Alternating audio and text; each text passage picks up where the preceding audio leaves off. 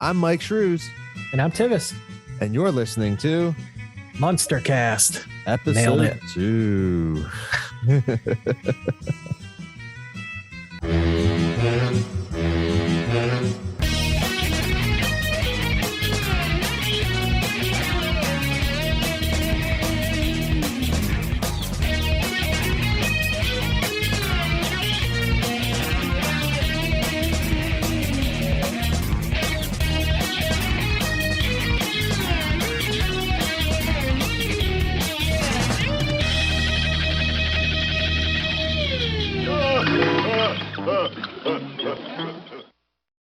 All right, welcome back again, everybody. I am Myke Shrews with my co-host Tivis.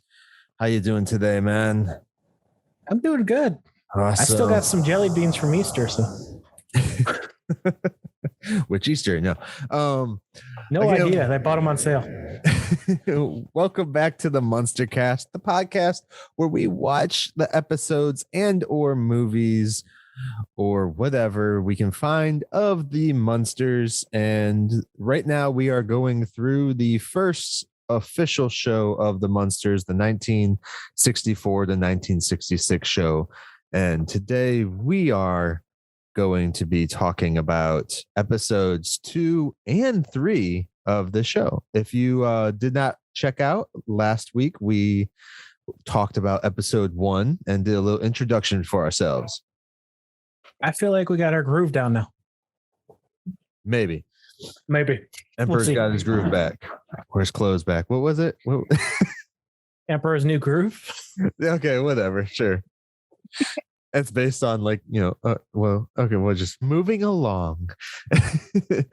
So we'll be talking about My FAIR Munster first, which aired on October 1st, 1964. All right. Written by Norm Liebman and Ed Haas, which I said last week were the people who wrote the 2 pilots. And it's directed by David Alexander, who did 2 episodes of Get Smart, 2 episodes of the original Star Trek, and 6 episodes of Decoy. Awesome.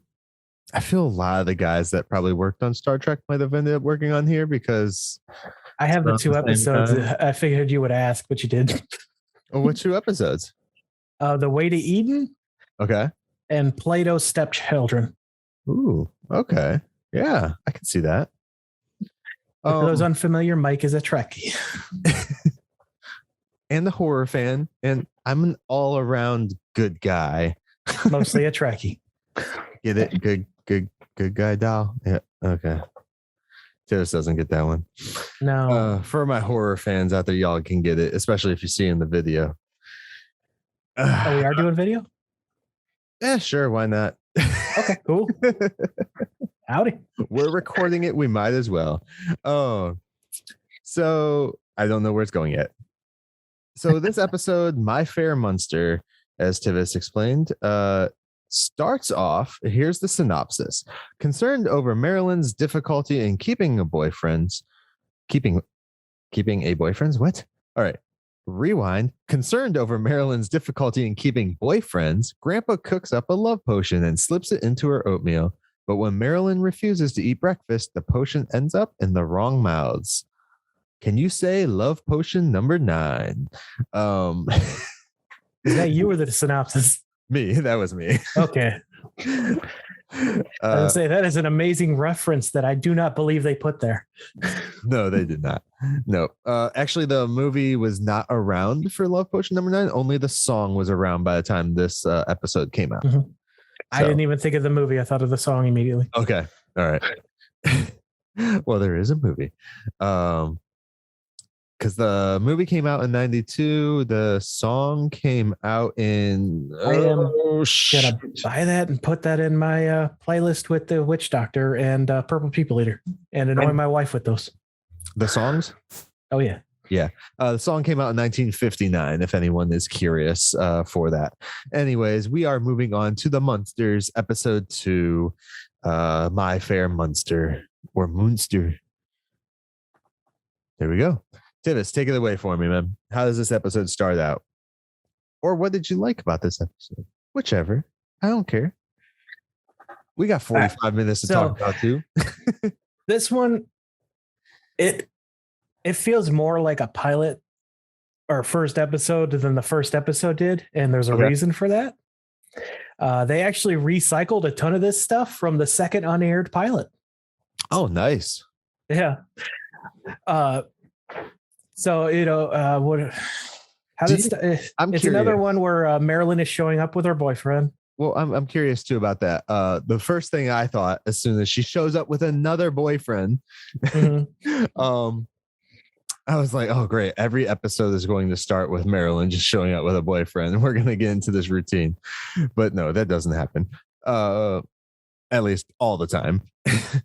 So she shows up with another boyfriend. I'm just like thinking, so Marilyn's just like constantly just with dudes, but she's never closing the deal. Like, as far as a long-term relationship type thing going so far anyways that we're seeing, because they've clearly made in this episode, they clearly the last one ran away with its hair on hand. The last one ran away. In this episode, the family is clearly concerned that she's never going to find love or something like that. I'm wondering, she looks so different. Yeah. Is there a reason for that, Tivis? Well, we actually find out. I'll be honest, I don't remember how this one starts. I know she pulls up and like Herman answers the door, I believe. Yep. And he's got like a menacing face. And then it just turns the guy climbing over the fence. Bolts out of there. Which I'm kind of glad that they left that for the second episode, because as we discussed last time, I really like that they didn't do something like that for the first episode, for the introduction of Herman. So we already know it's a comedic character and stuff like that by the second episode. Then it's fine. Yeah, play that stupid gag all you want. And then I don't think we meet any of the other family yet. We goes right into the song, right? The theme. I don't think Lily appears until after. Yeah, you see him basically he sees Herman, he bolts out of there and he jumps over their fence. It's that's all you really get. And then you go into the credits and stuff, or the credits, I should say. Come back to the kitchen where Grandpa is losing checkers to a ghost, which I loved. Which is it supposed to be the Invisible Man? It could be. It could be. I was curious about that because this is Universal and they're all their monsters. I was like, I wonder if it's supposed to be Universal Man or Universal Man. Does that mean he always lives with them? Invisible Man, the Universal Man. Was it Roman Reigns? Wrestling jokes don't come here. I was like, oh, maybe it's supposed to be Invisible Man, and but I mean, they never say anything because all they say, because then later there's another scene same scene, but Marilyn is naming off who's in the room or whatever. They don't say nothing about the ghost or Invisible Man in the room. I'm like, what? Is he chopped liver? I'm wondering, because we established that Grandpa might be a mooch that just crashes with them. Yeah. Last week. I'm wondering, does he have people who come and stay just randomly? Like his buddies? Yeah. Like, is this Hotel Transylvania where they all just like camp out? Then we get Eddie, who's just sitting in the fireplace, which sure, whatever. They also reference his coffin, which call back to last episode, even though this one was, written first. Yeah. I didn't understand the him being in the fireplace. No, he's in the cabinet a lot too. He likes to be in places. But they actually had fire going in that thing. I'm like, did they just tell the kid, he's like, stay in this specific area? Oh, I didn't think of that. Oh. Don't move. And when you get out, you have to step here and make sure your coat doesn't touch the flames. Oh God, I hope that was only one shot. These are back then they only had so many reshoots. So yeah, back then the reshoots. One thing I did really like about this, because you've already mentioned the ghost. I'm gonna call him the Invisible Man because why not? Universal Munsters.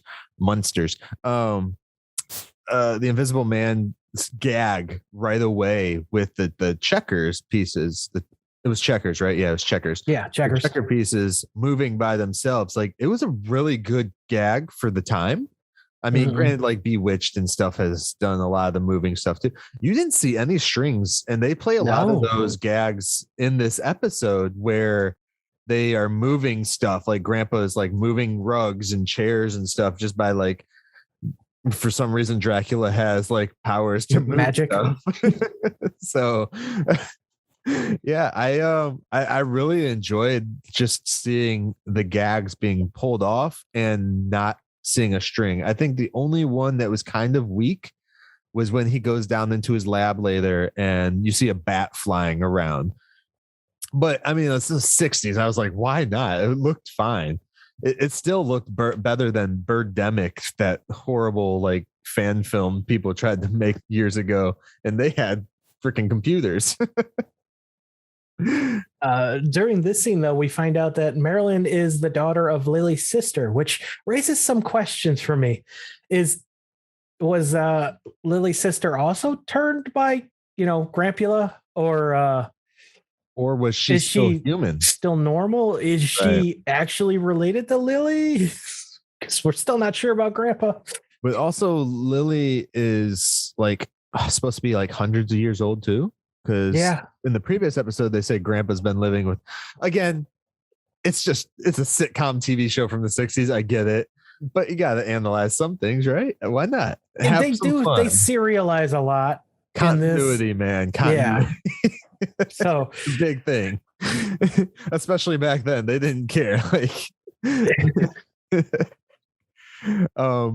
yeah, it was one of the harder things though, probably back then too, to keep continuity going with, especially with a show where most of your dialogue is gags and jokes about, oh, he's a vampire, hundreds of years. We've been living with him hundreds of years. They do a really good job with this show. I think better than a lot of others around that time with keeping things, consistent. Yeah, I think I remember I Dream of Jeannie, watching that several episodes. She says she's so many years old, and it's different in like several different seasons. I'm like, what? Like, I noticed it. So. They did that throughout Doctor Who too, but they explained that with he just forgot. Oh yeah. It was all right. So back to this show, anyways. Yeah. I've never watched Doctor Who, but I plan on starting from black and white ones. It's a long journey, but this is my journey now. So My Fair Munster, the runtime for these are what, 25 minutes? I want to say 25 22 minutes? 23. Yeah, something like that. Easy watch for anybody that wants to just sit down and toss one on here and there. Again, if you have not checked it out, they have the Munsters, the complete series, the 2008 version on Amazon for $10. I believe it's still $10. Definitely comes with the unaired pilots and some movies. Yes. Unaired pilots and all the extra documentary stuff and all that stuff like that. Yeah. And the two movies that correlate with the same actors and characters. So we see Grandpa playing the chess with the Invisible Man, and Marilyn comes in. So how does this work out? Because she starts complaining.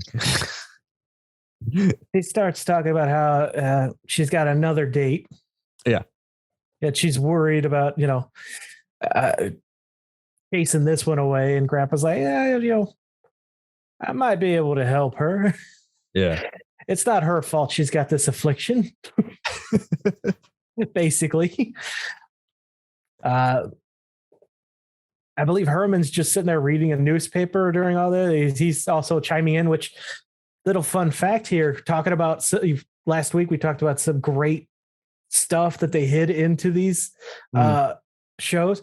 This newspaper, if you see the title, it's called my German's a little rusty, Die Welt, which it was a newspaper from at that time West Germany, which Grandpa then mentions how things are not like they were in the old country, which could be a reference to Mary Shelley's novel, which takes place in Germany.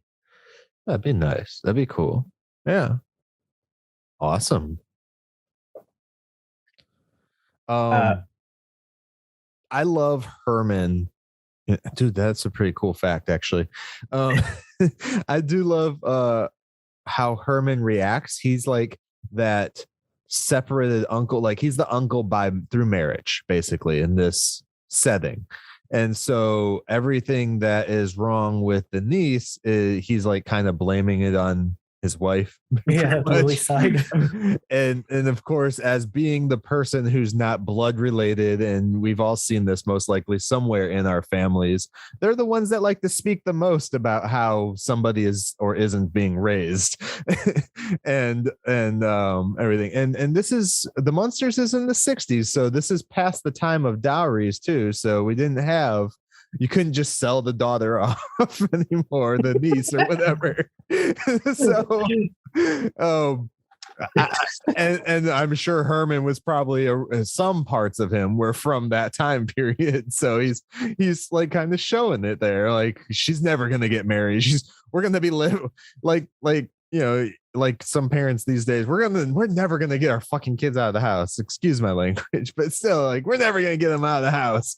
And they're never going to get married and stuff, which was a big thing back in like the 50s, 60s. This was still the early 60s. So they were still feeling the same pressures that the women did in the 50s on, you know, you have to find a man, you have to get married and all that stuff. And it was interesting to see that coming from a character like Herman.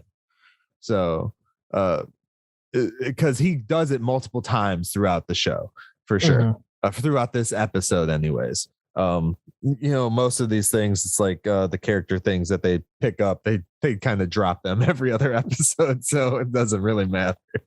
So yeah, Tivis, continue. Well, we then go to Grandpa's laboratory in the basement, which again we see his potion making prowess, which again isn't that spectacular. Yeah. His book apparently wants to kill his granddaughter. Yeah. It reminds me of the book from Hocus Pocus. Yeah, it's the original Wikipedia. Why are you showing me poisons? I wanted to see potions. Spell check. Yeah. We see a little bottle of Frank Sinatra, which again, unintentional, but a great continuity from the last episode where he has bottles of people's essence. Yeah. Which and do you think the ancient magic book has Blender written in its instructions? Maybe it updates as the times update automatically. It's a magic. That's why I was like, maybe this is Wikipedia. It updates based on the people that have access to the book and put shit into it.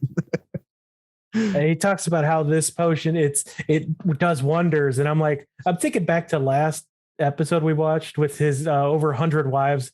At least one of them took the potion, right?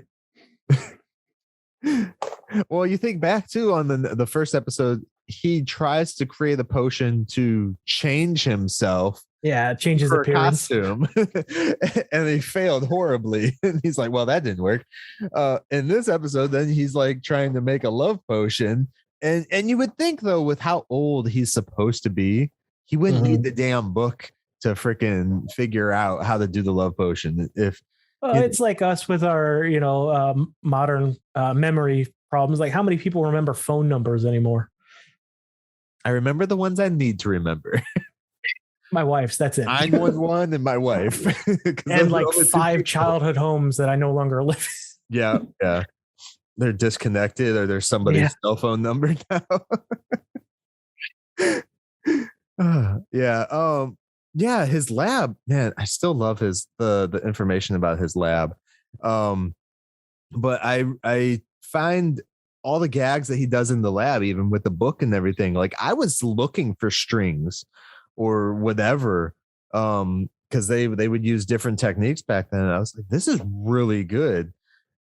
Especially like I was playing on a 4K TV through a 4K player, and I was like, how am I not seeing anything, like any little discrepancies or anything like that with it? It was really cool to be able to watch that and get through with it. I know you said like your dad last time, was it your dad or your grandpa? has your copy of the Munsters? Oh, my dad. Okay, so you're watching it through the Amazon. Are those Or iTunes? Are iTunes? Are those copies pretty good right now? Or yeah, are they? Yeah, the quality is pretty damn good. Yeah, I'm really surprised because a lot of times back in the day, these shows weren't necessarily made for playback. Like they would play on TV and that's it. So to be able to have the whole catalog of all these shows like this, Lucy, all that stuff is awesome. Unlike our British counterparts who lost a lot of their 60 shows. Yeah. Well, a lot of these too, it was like you just got what we have for some of these older shows. You got whatever the news stations or the TV stations kept recording, and that's it. And it was usually on tape. Anyways, that was a little history lesson for that. If people don't realize, moving forward, I do work in the entertainment industry, so there will be some tidbits here and there I toss out for no damn reason. And they're much appreciated. At least by me. Back to my FAIR Munster. We get the mailman talking to the neighbor about how the neighborhood went downhill since the Munsters moved in, which is how I feel when we moved into our house. How this neighborhood's gone to shit. We live here now. So this is another one of those subtle things that I enjoyed that they did too, because the way these two, the male person and the neighbor, were talking, and like how she's putting up like an electric fence. Like, what? In the 60s you're doing the electric fence? Damn. Like but like how they're talking about the Munsters which is interesting when we get to their backyard. Yeah. Well, I mean, you already see in a wide before the mailman gets up there that there's already a chain link fence with barbed wire at the top, kind of like prisons do. The barbed wire, it's pointing towards the Munsters' house, which makes it seem like the Munsters put it up to keep people out. Yeah. Either way, it's hard to keep people in. Maybe keep people in. This isn't the Addams Family. Chill, bro. But no, I really liked the subtle, like, shoot, what's the word I'm looking for, Tivis? Contrast, I guess. No, let's go with a different word. Let's just say I really like the subtlety of how they talk about the Munsters as like they're completely different people. They're weird people because they look differently. And it's just their way of touching on, different subjects back in the 60s, such as like race and gender and all that stuff like that, which is really cool. Like, I mean, you see it a lot with this. You saw it with Star Trek all the time. You see it with a lot of different shows. So it was cool to see it being utilized in this way, but with monsters. I know X-Men did it. I'm not freaking stupid. But to see it with monsters in that time frame too, at that point, was really cool to see.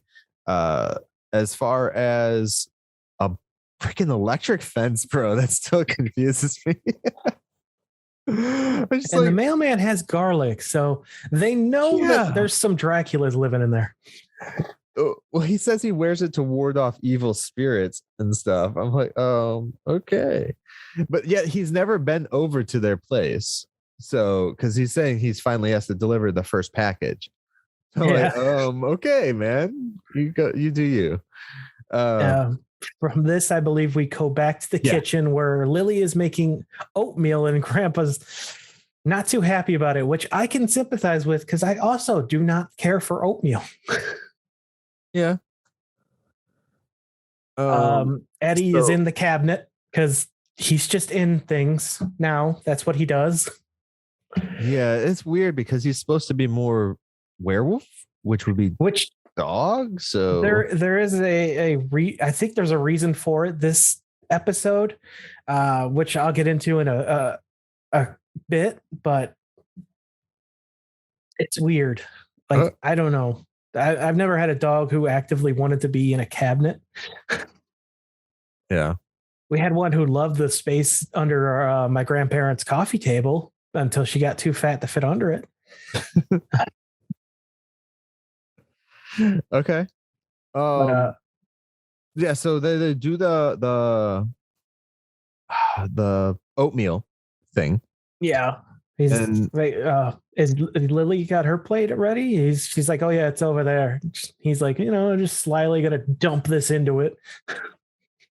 Yeah, and then we see Lily comes, or Lily, Not Lily, Marilyn comes out, and she's like, well, I'm gonna go and I'm not gonna basically eat any. I'm just gonna grab a coffee on the way to school or whatever. So then Lily ends up dumping all the plates back into the main, because it's getting cold, so she's just warming it up, because oatmeal is like that. It's just mush. Yeah. And she puts it back into the main brew and stirs it back up, and which then makes the love potion that Grandpa created into all of it. I feel it shouldn't be as potent though, because it's more spread out. So which is probably why it wears off. Maybe. So then, of course, Herman eats it. Lily eats it. Eddie eats it. For some reason, Grandpa doesn't eat it though. He doesn't like oatmeal. What if Spot would have ate it?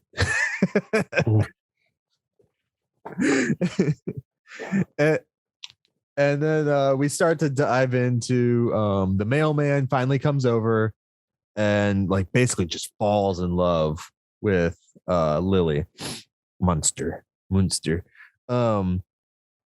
I mean, why wouldn't you anyways? Like she's a total babe. And I don't understand. That's the thing. I guess because it's not in color, we don't necessarily see all the defects or whatever they supposedly put on her for this. Like she's just supposed to be blue, I guess. There's like no real color to her, blue or pale. So I'm like, gingers are hot too. So why can't she be like? Then they get into talking about how they need to start socializing more and getting along, or meeting the neighbors, which is something I'm sure all of us like. I'm a pretty social butterfly, but even I'm like, I don't know if I want to talk to these people. Yeah, which we also we talked about this in the last episode where we were trying to figure out if they were social or not, and they knew it. Yeah. So in this episode, they actually admit that they're not very social in the community. Although in the opening credits, Herman does come out with a briefcase. So I'm confused. Like, what does he do for work? Like, does he work, or does he just carry it around out of habit? Right. Or does he like, because I think it's this episode or the episode 3 where he's just like, well, I have to go out and scare up the money or the rent. I have to go up and scare up the rent. I'm like, so wait, is he actually scaring people for money? Like, does he like work in a haunted house, or like where what's going on? Like, what does he do? It also brings up like throughout the show, but landlord, what this house.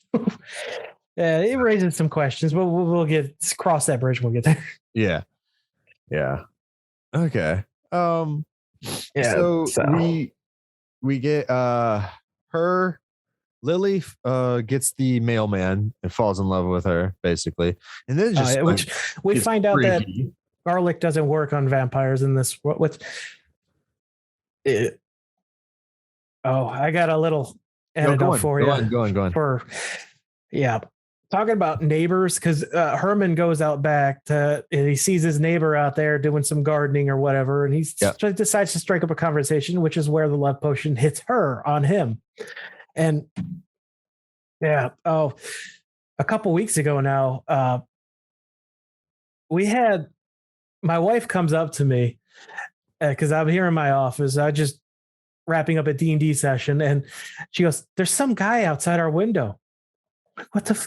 What are you talking about? So I looked down. It's our neighbor. He's extending his fence and decided to come over to get the, leveler, the laser leveler from our angle, and just standing outside our dining room window. Like, weird people. Neighbors are weird. Yeah, it's I decided to share that. I don't know why. interesting. Don't live in an HOA, guys. Those are the weirdest neighbors. So let's move forward with so that's where Herman gets the neighbor falling in love with him, and then this goes on for a minute, and as this is going on, like we're seeing like the mailman trying to fall head over heels. Is that the right terminology? Yeah. Over Lily. Then we get a quick glimpse of Eddie running from all this like crowd of girls from his school or something. I'm assuming it's from his school. If you notice, the footage seems a little sped up. Yeah, it's because it was this whole they shot this. Not only did they reuse the second unaired pilot, they had to reshoot all of Eddie's scenes because they decided after they filmed it, they wanted to give him a widow's peak. This is the only scene that remains where he doesn't have it. I think that's why he's also in cabinets a lot, this one. Well, you could also say that, the girls got to him and messed his hair up. Yeah. So there's always a way around it. Yeah, that's kind of cool, though. It's interesting to see how much that I will be interested to see how much they used of the pilot when we get to that pilot episode. So, yeah. So Lily and Herman break away from their lovers and go inside, and they're like, I mean, we're good looking people, right? And they look at a mirror and it breaks, which is again unintentional, but it happened last episode when Herman looked in the mirror on the way out of the masquerade ball. It cracked. Yeah. And then they end up going to Grandpa because they have no clue what the hell to do. Yeah. So they go to Grandpa and they're talking to him. Or no, Grandpa finds out first from Marilyn, because Marilyn comes in super happy that she's got a date. And the guy likes her. And he's like, well, I might have had a little hand. And she's like, that well, stuff never fails. Yeah. And that's the one scene. That's the first time I noticed how long elongated they made Grandpa's nose, right? Which he has a prosthetic that is thrown away after this episode. Is it? Okay. Yeah. Yeah, because I was like, I don't remember his nose being like that all the time. And this scene, because they do a side shot, it's a very elongated and bent downward, almost a witch's nose would be, like a, So she's like, well, I didn't eat any of that. And then Herman and Lily find Grandpa, bust through in, who like, what's going on? Like, where are we? Can we help? And then it just wears off, correct? If I'm not, it just wears off. After a certain amount of time, you get Grandpa who he's like, he's not a good person. He's basically promoting, tricking someone into liking you through drugs. And there's no better way to say that, but it's 100% the Love Potion number 9 storyline. I connect with him for how much he wants his granddaughter to be happy. Yeah. It hit everything that Grandpa ends up doing is to try and do better, but it always comes down with a comedic crash.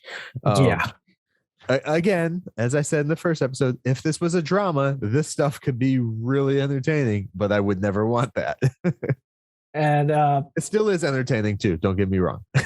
The mailman and the neighbor both end up inside their house, to which leads to a Scooby-Doo like chase throughout the manor, which is amazing considering Scooby-Doo came 5 years after this. So I wonder how much influence this had on the creators of that show. Yeah. I feel that this show influenced a lot of things moving forward within not just animation, but like even the Addams Family moving forward. You see the changes that they made too.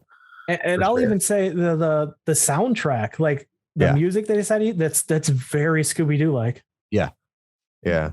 Have you ever heard the well, we can get into that later, but there's actually a lyric song that goes with their instrumental too. Oh yeah. So that's interesting. I have the lyrics and stuff. I was like reading them. I was like, oh, that's cool. Nice. During this Scooby-Doo chase, I just want to point out how much of a gentleman Herman is, because he runs into the mailman who is after his wife, picks him up and dusts some dirt off and apologizes. Oh man, I really wanted to see Herman knock him out. Oh man. And I was waiting for one of them to run into the room with Spot too, like during this whole thing. Mm-hmm. They interrupt Grandpa, who is reading a floating book above his head, which is something I wish was just possible, because as someone who reads before they fall asleep, I can't tell you how many times I've nearly broke my nose with my iPad.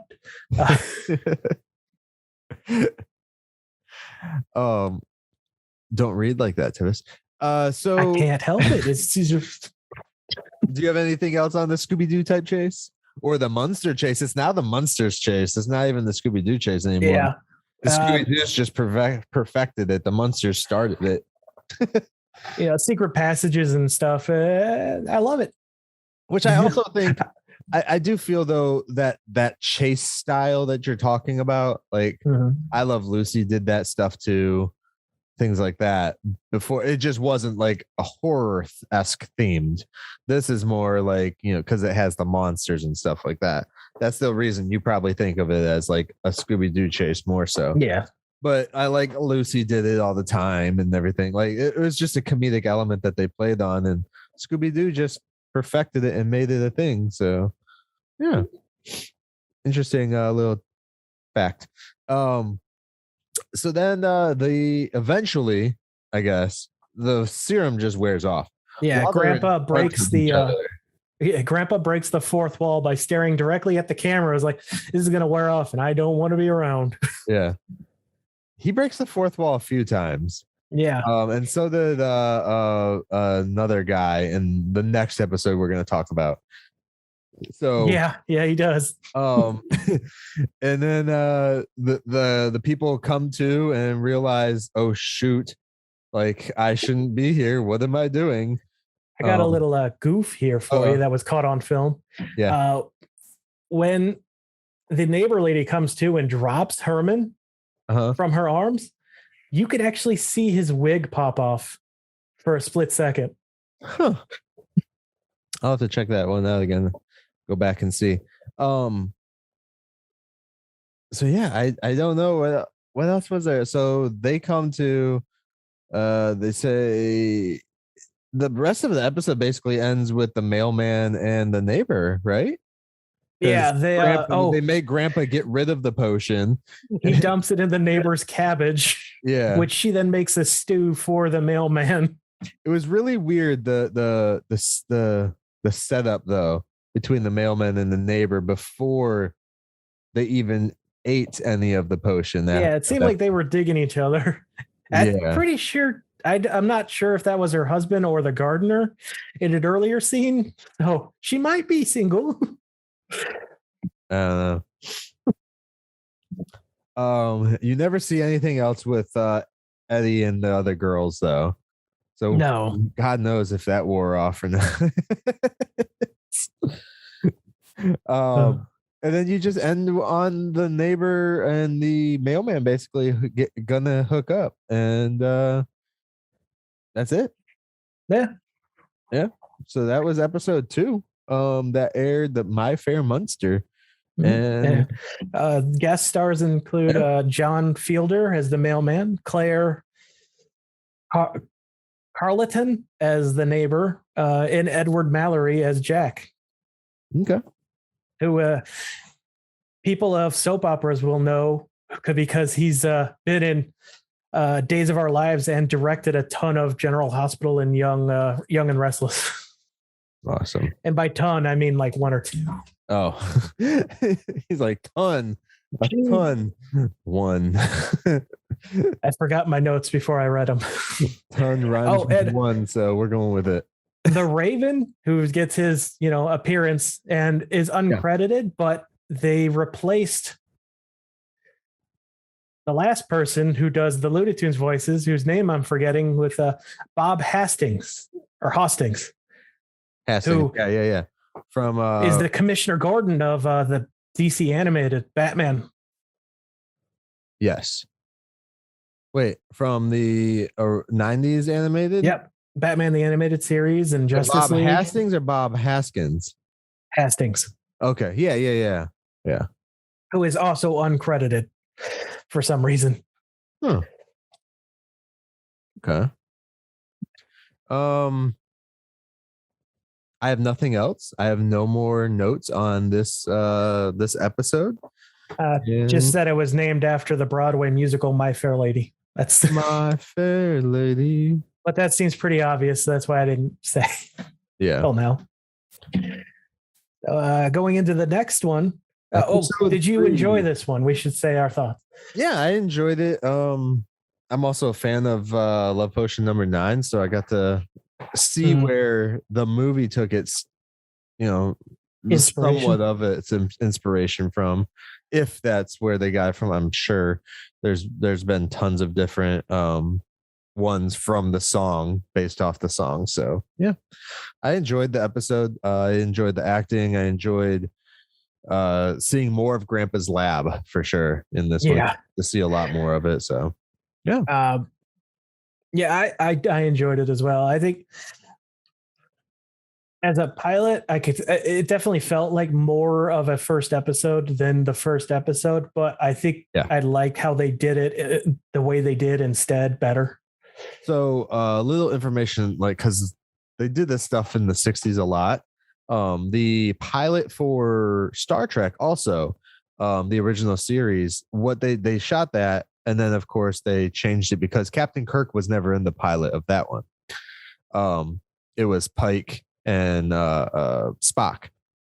So what they ended up doing with that pilot is they broke it up into pieces to go into other episodes that they filmed and all that. So kind of like this, where they just took some footage they had, because I mean, it's like they have the footage, they spent money on it, you got to use it somewhere. Otherwise, we just wasted, whatever amount on it. See, that's nice. Doctor Who didn't do that. They had a pilot, but it was just it's not thrown away. It still exists somehow, even though many things don't from that show. So kind of like the Power Rangers one, which has not got a public release as far as I know. It's just kind of forgotten about. The original Mighty Morphin pilot? Yeah, I don't know if I've seen that one. I have seen the pilot for oh shoot, now I'm blanking on it. It was for Buffy the Vampire Slayer, the original pilot. Oh my gosh, so different. And they had a completely different actress as Willow, and that's a whole nother show to talk about that. So let's move. We have to get started on episode 2. Yes, we're running a little behind. Let's start episode 2, Walk on the Mild Side. Aired October 8th, 1964, written by Norm Liebman and Ed Haas again, directed by Norman Abbott. All right. Okay. Do you have any other information for this, or should I go into synopsis? That's all I got for now. All righty. So the synopsis for episode 3, Walk on the Mild Side. Suffering from insomnia caused by high electrical bills, Herman begins going on midnight walks, which leads the locals to freak out about a monster terrorizing the park. Meanwhile, Grandpa invents an enlarging machine in order to help Eddie grow taller. Dun, dun, dun, dun. All right, so what we got for this episode, man? Dude, I love the opening of this one with Lily coming down the stairs with the candle. What is that? Candelabra? Is that what they're called? Oh, with the candle chandelier type thing. Yeah. And she goes, and it's like from Frankenstein with the fire. You see Herman just freaking. And she turns the light on, and he's there with the bills. Yeah. You know what? Candelabra Oh, that's is what it's so called. relatable. Yeah, that's Candelabra. Yeah, and you see, again, this is another thing. I'm sorry, I'm gonna keep bringing this up if you don't, Tivis. I love like the realism that they put in this with making it funny. Like, I mean, he's freaking out about an electrical bill. You're Frankenstein's monster, and you're freaking out about an electrical bill. And then he gets the attitude. Like, it's funny too, because I also have in-laws that live on my property, and we have these conversations about the electrical bill, and this kind of emulates it with grandpa's using all the electricity. I love the line, well, why doesn't he move his lab to the attic? There's more light. Yeah. I love that one. Oh no, it's not that. He said, why doesn't he move his dungeon to the lab? That's what it was. Yeah, because it makes it makes it a little funnier, because he's like, dungeons are usually underground. And yeah. Yeah, because he's always doing so, and I love the lab. Sorry, guys. I'm gonna build that lab in my garage, by the way. I look forward to seeing that. So episode 3, what do I have down as notes? Yeah, I wrote down basically I love the PSA stuff that they do, and the money stuff. Again, the mysterious person being seen in the area. Yeah. We're also saying father-in-law. I'm saying father-in-law because we don't know if grandpa is related to them. No, we just know Lily is a vampire, and so is he. So we're assuming it's, not his daddy. It's his mama's daddy. No, his wife's daddy. There we go. Eddie is in the cabinet again. Yes. And then, as you were saying, yes, we do have like the mysterious walk in the park stuff. Herman decides he's going to take walks in the park at night to get over the stress so he can sleep. Even though in previous episodes they said they don't really sleep much. At night. So again, continuity thing there, but who cares?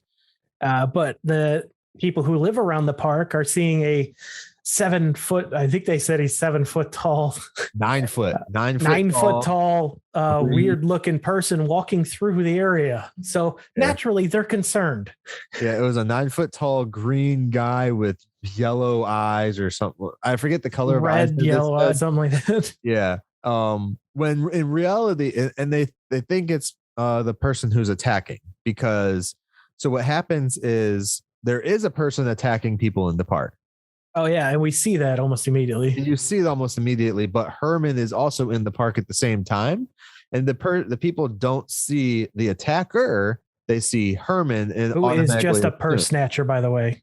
Yeah, the attacker's just person. Even though he like grabs them by their throats and stuff, like their necks, he puts them in chokeholds. I'm like, okay, and we're just playing this off as a joke. Cool, but no, it goes into like another subtle thing, like, if something bad happens, you're judging the first person you see because he looks like he's very that old adage, don't judge a book by its cover. Yeah, or a person. So you got a lot of that going on in this episode for sure, where they're just judging him based on, or assuming things just based on his appearance. So yeah, I really enjoyed it. And so let's move along with the episode. You want to? I believe we cut to Grandpa's lab again, where he makes. Is Grandpa supposed to be Tesla? Because he talks about Edison stealing the light bulb from him. Maybe he could have been at one point. Yeah, I know Tesla didn't make the light bulb, but he didn't. Yeah, Edison stole from Tesla. So, well. Yes and no. Yes and no. We're not going to get into that argument here. Edison just used the same stuff that I guess. Yeah. So yes, I will say. I will concede and say yes. Edison did technically take Tesla's idea and just put it to better use, where Tesla couldn't get it to use. because he didn't have the funds to do so. Yeah, let's just, yeah. All right. Go ahead, say it. Just get it out. Yeah, right now. I believe Grandpa's talking about how he needs more electricity, which all in my head, I'm just got Tim the Toolman Taylor, more power. Mm-hmm. Yeah. Okay. Then we cut to the police station, which while Herman's walking through the park, he passes a drunk guy who climbs a light pole to get a better look. This guy is still drunk the next morning. Yeah. That's a sign of a real problem. Usually you sober up. Usually. But, they're all there. The lady who got her purse snatched, they're like, you got to do something. There's this, a creepy guy walking through the park. Yeah.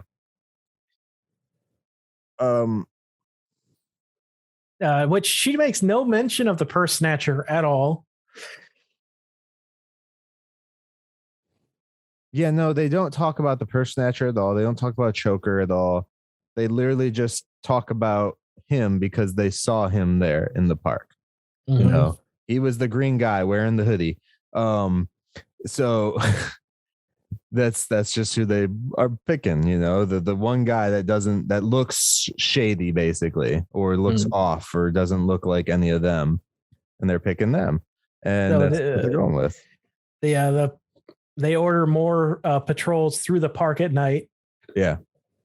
And I'm like, why are all these fucking people in the park at 2 a.m, bro? Like, which park is this? Aren't parks supposed to be closed? I will say I do enjoy taking walks at night, and the later or earlier you go, depending on how you look at your days, the more peaceful it is. Yeah. Generally, you can't go to a park because you're not supposed to be there after sundown, but it's still nice to walk around a neighborhood. And I'm sure when I first moved into my house, the people were wondering, who is this new strange person walking around my neighborhood at night? Yeah. I used to walk around all the time at night. I don't care.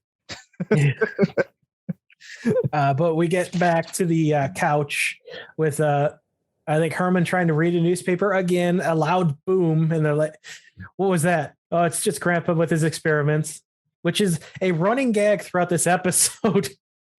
Yeah. He's just constantly doing something. They go down and we find out what his invention is with Eddie. And it's actually a really good idea. He wants to use an enlarging ray to make food bigger to, help save money around the house. Yeah. Which, world hunger.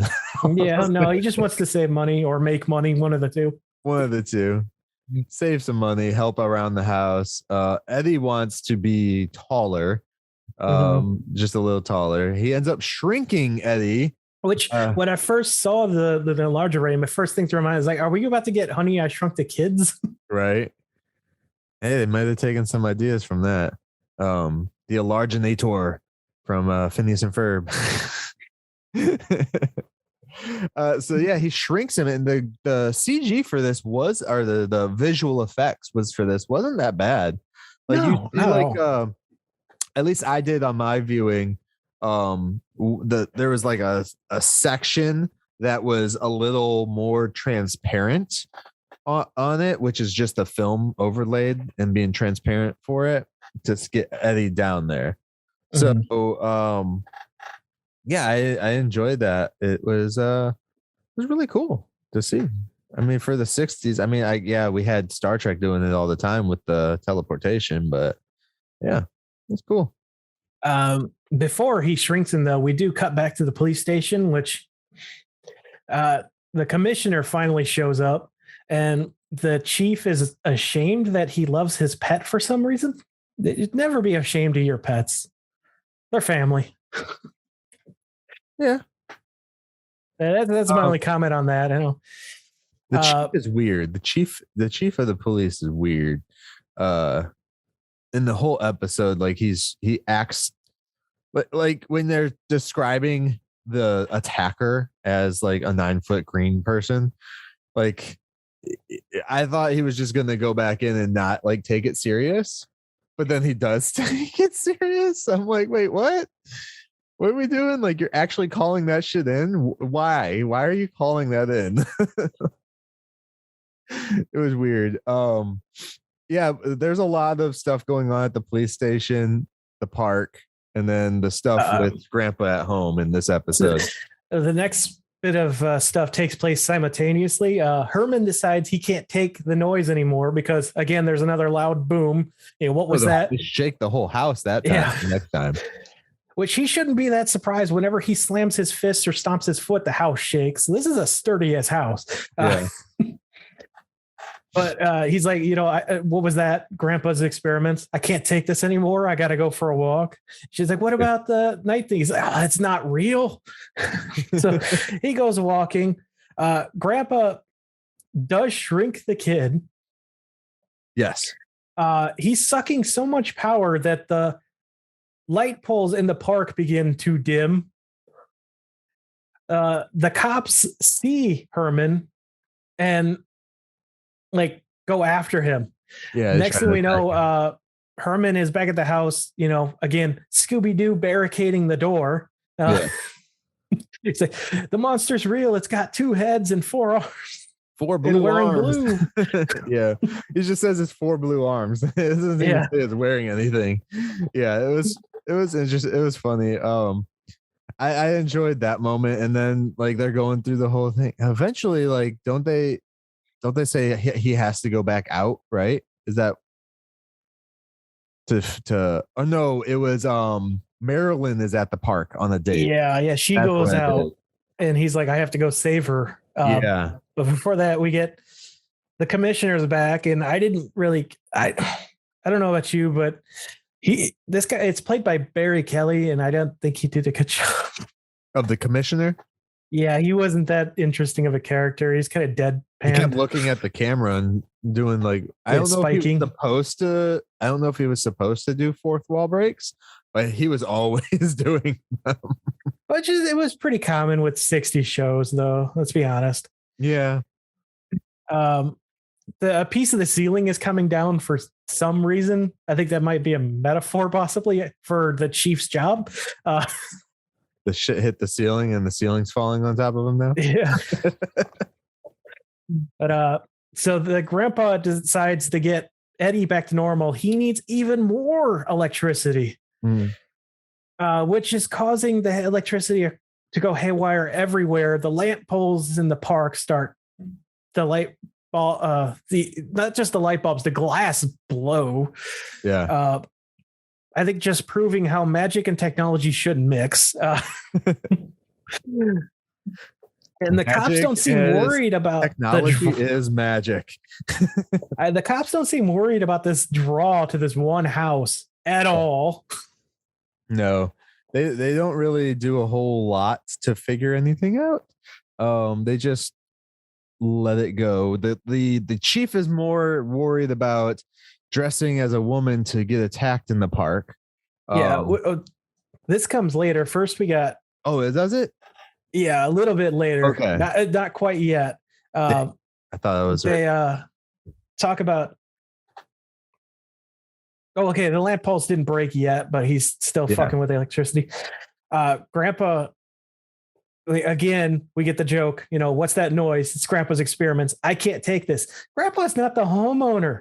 Apparently, neither is Herman either. But just tell him to go knock it off. Yeah. We also get a Spot's terrifying shadow again. He even scares Herman. Yeah. Which I thought was a nice touch. Then we find out about.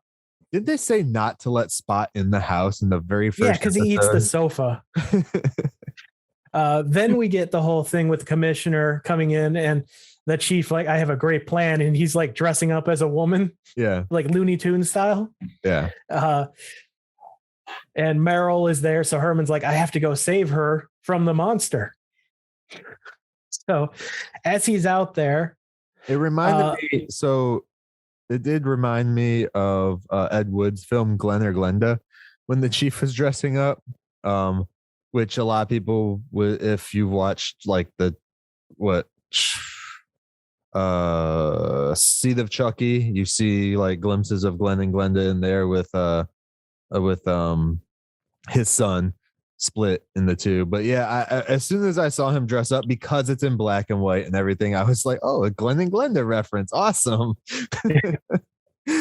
Ed Wood is also a fun director for his works before his porn stuff, we'll say. Like yeah. I don't know where to go from that, but you can only go up. Well, let's go back to the park where Herman is trying to find Marilyn. Yes. And the chief is there. He sees Herman, and then the purse snatcher comes for him. No, he doesn't see Herman at all. Herman walks by, then the chief shows up, and the purse snatcher attacks the chief. Like, Herman should just, whatever his job is, if he has one, he should just be a vigilante, because he just takes that guy, the purse snatcher, out, ties him to the tree. He doesn't even take him out. He just picks his ass up. Like, and looks at him. He's like, hey, what are you doing? Yeah, it was, and that's when the cop's wig falls off, because he sees her. Oh, yeah. So the wig blows off. Strange bald woman. Yeah. And then we get a fade out, or Herman hooks him to the tree, and fade out to the house. Herman's back at home telling the story at the dinner table. It reminded me of Everybody Loves Raymond at this point, because nobody freaking believed him. Like, Grandpa didn't believe him. He's like, you don't have to make stuff up. It just reminded me of Ray's dad from Everyone Loves Raymond. He also wants up. Sorry, the cat just knocked over a pop can. He wants Herman's pancakes. Yeah. It's like, just give me them. It's like, you've been nothing but a jerk this whole episode, and you want the pancakes? Yeah.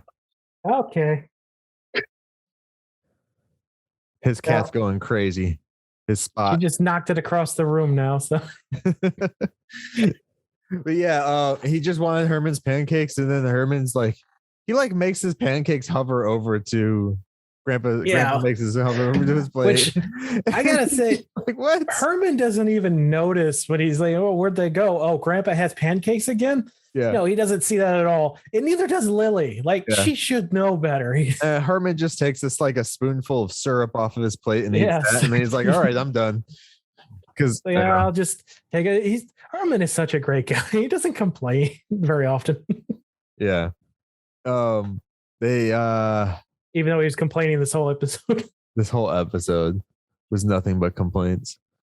Yeah, so going forward from there, you just go back to the police station where the guy, they read the paper showing Herman's story was true. Yeah, the unknown assistant who refuses to come forward. Yep. And then we go back to the police station where they're giving the chief a medal. Excuse me, a medal. And then the guy's like, so you really don't know who helped you? And he's like, well, I saw him. I don't know who it was. And he's like, well, what did he look like? Well, about 9 foot tall, green skin. And then you see him like off in like shit duty, wherever he was supposed to be. I don't even know. Oh yeah. After that one comment, the commissioner sends him out in the fucking desert. Yeah.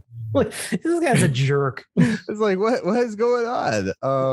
You're just giving him a medal, and for one comment. Like, because he made the comment, like, you're just gonna that part didn't make sense even for a comedy thing. I was just like, why? Like, he won, like, he got you what you wanted. So yeah, I don't know. And then we cut to Herman finally asleep because he took a giant sleeping pill, but Not actually. Yeah. Grandpa enlarged it and dropped it on his head. Yeah. And knocked him out. So apparently he can get knocked out super easily. Yeah, so that's the end of the episode too, right? They just fade Yep, to black, that's and then we'll it. fade to credits right there afterwards, after Grandpa explains that.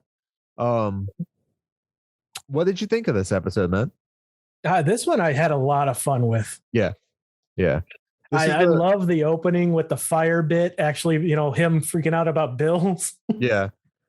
This was a really good episode. I enjoyed a lot of the elements to it, not only with like real like things that still go on today, and are very prevalent, but with everything else in the comedy elements were on point. Like Herman and Grandpa, like they know where to hit those spots at to get the right beats of comedy in there.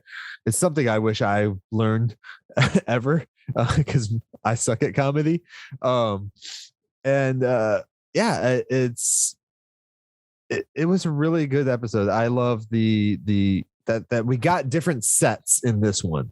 It wasn't just the house and the lab, it wasn't the living room and the lab. We got more sets. So you want to talk about different sets? The last shot in the show of Herman knocked out, that's actually a set piece from Lost in Space. From which piece? Lost in Space, where Herman's I believe it's meant to be the laboratory, but it's actually a Lost in Space stuff. Oh, cool. I was starting to think that the desert scene that they showed us at the end, I was like, is that a Star Trek thing? Like, because it looked like one of their like alien planet sets. So I wasn't sure. But it could have been eventually. So who knows? That might have been the Lost in one of the last scenes used Lost in Space. That might have been the desert. That might have been the desert one then. Yeah. I thought the laboratory looked a little different, but it might just be a different angle. I mean, it could have been Star Trek too, because Trek didn't come out until 66, which the show was ended by then. So they could have just recycled sets anyways, all over the place. Lost in Space was what? I mean, the friggin' rock where Kirk fights the lizard, the famous scene. I forget the name of it. I'm not a Trekkie. That appears in Power Rangers where they meet Ninjor. Dude, that rock is everywhere. It's even in Bill and Ted, Bogus Journey. It's where I believe it's the same one. It's where they get killed at. Spoilers for Bill and Ted. We're going off on tangents again. Yeah, that's fine. Some of this might get cut. I think people enjoy it. Might be bringing you a little. Speaking of tangent, before we finish this episode up, let's go back to our Nikola Tesla and Einstein thing. Okay, alternating current was Tesla's big thing. It was a thing already. Tesla just figured out how to use it in a more appropriate way. And then Einstein Einstein. I keep saying Einstein. What's his name? Now I'm forgetting names. Franklin. No. Yeah, right. Franklin. He allegedly did the kite with the key, but I don't know if that's true. Yeah. Might be like the George Washington's cherry tree. Yeah. I think he did. Well, Tesla worked with him originally, and then he stole his ideas. And that's how they started using AC and then DC at the same time too, in different capacities. AC DC, get it? Alternating current, direct current. The band AC, or the DC. Greatest rock band ever. Hell yeah. Anyways. We gotta get a little history lesson every so often, right? That might get cut. If not, I'm sorry, people. Welcome to the Munsters Cast. What else you got for me? the episode title is based on the 1962 Oscar nominated Walk on the Wild Side. Mm-hmm. Guest stars include Barry Kelly, of course, who I mentioned, Cliff Norton, Larry J. Blake, Harrison Lewis, Kate Murtaugh, who was credited as the fat lady, that's just mean. Okay. Almir Sessions, Mike Goron, Jim Grzalski, and the purse snatcher, who was uncredited, as Paul Baxley, who did stunts for a number of films, including The Godfather, Diamonds Are Forever, and Exorcist 3. Oh, nice. So, Nice. yeah, he's the worst Exorcist movie. Well-used stuntman. Yeah. So with these shows so far, are there a lot of reoccurring guests with these 3 episodes, or no? Have you So far, I it's want to just put you on the spot. so far, it's just the voice of the Raven who changed in the past 2 episodes. Yep. He's back for this one. I'm forgetting his name, Commissioner Gordon, Bob Hastings. He's back for this episode. Okay. I'm not sure if they're going to switch back and forth between the 2 or if he's going to stay the Raven going forward. Right. But okay. So far, that's the only one. We will eventually meet. I think I'm not 100%, but I'm pretty sure there's some neighbors that will be reoccurring, and maybe a bank teller. That might just be from the movie that I'm remembering. As we said in our introduction to this, I'm not extremely well versed in all of the Munster stuff, but I've seen a bit. Yeah, we like really the Munsters, but we're not like those people that can tell you, hey, go to this episode at this second and listen to this one line. You know what? If I am wrong about stuff, that makes me even happier, because it's something I'm not expecting. Right. And we're getting to learn. I love the fact that we're learning more about these characters, the show, the actors, different things just from the show, especially being able to watch this at the age that we are now. We can definitely see a lot more of what they were putting in there compared to like when we were kids watching this show, so I love it. I love this. I love doing this. This is only episode 2 of the Munster Cast, and I love doing this with you, man. I've been enjoying it too. Before we end, I just want to throw a little spotlight on Yvonne de Carlo. Okay. Born September 1st, 1922, passed away at the age of 84, January 8th, 2007. Her first acting job was actually uncredited, but she was known as the bathing girl in the 1941 movie Harvard, Here I Come, with her first credited role as Kitty O'Hara in The Kink of Campus short, which was part 6 of Columbia's Glove Slingers comedy series. Her last credit is The Barefoot Executive, which came out 11 days after her cameo in the 1995 Here Comes the Munsters movie. Nice. Oh, she was in the 10 Commandments movie from 56. I'm going to have to check that one out again. She was also in, you might have just said this, Tales from the Crypt in 93. Oh, no, I did not know that, but yeah. One episode. Tales from the Crypt is another great show. I would love to do a watch through of that. That would be awesome. Oh yeah, I remember that. That's good. One that you never have to worry about continuity with, because they're an anthology. So it's awesome. Like the Friday the 13th and Nightmare on Elm Street shows. Yeah. I have all those. Of course I do. So any last words, man, before we get out of here? Again, let me finish up with telling everyone thank you again for tuning in to the Munster Cast. And if you want to find us on social media, we are on Instagram and Twitter and hopefully Facebook by now, at the Munster Cast, at the Munster Cast. And check us out there. Give us some likes on whatever platform you're listening to us on or viewing us on. And please give us some feedback of what you like, what you don't like. Feedback, comments, everything. Dislikes are always welcome. Don't worry about it. It means that we need to improve And again, this is just only make sure to episode tell two, us, so, hey. what you don't like, so that we can try and get better. Yeah, let if you us just say know. that, these guys suck, it doesn't really tell us why you're unhappy. Don't be a troll. Be a Munster. So with that said, Tivis, you got any last words for us, man?